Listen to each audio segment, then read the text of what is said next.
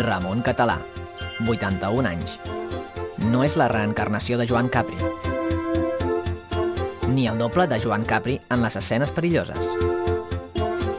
És mossèn Ramon Català.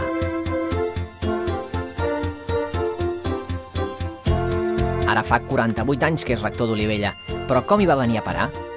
El bisbe em va cridar i diu, bueno, Català, diu, ara ja fa 2 anys que estàs aquí al barri xino, t'enviarem de rector a un poble, ja, bueno, vostè mani sendemisme.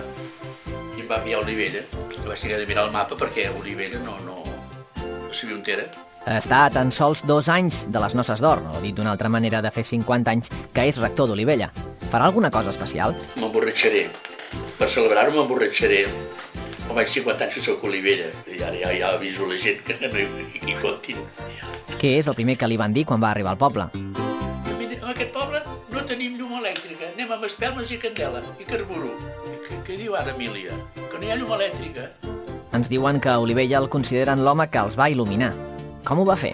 Anant a l'Ener, cada dimarts, a sotana, tot negre, a demanar la llum per Olivella, pressupostos, planos, i això, vingui duro, tornem-hi, iau. I tothom em mirava perquè anava amb aquella moto grossa, i el policia, i anava amb sotana, tot negre. I deien, tu mira el coratge malparido, mira que moto lleva el tio ese, m'has vist? Però, finalment, quan va arribar la llum a la vila?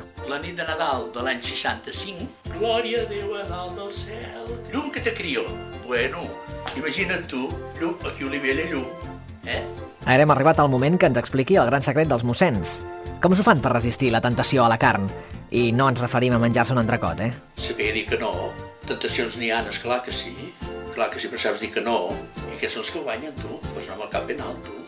Vostè que ha treballat amb molts nens, els portaria a Irlanda de colònies? Per què has d'anar a Irlanda, per què?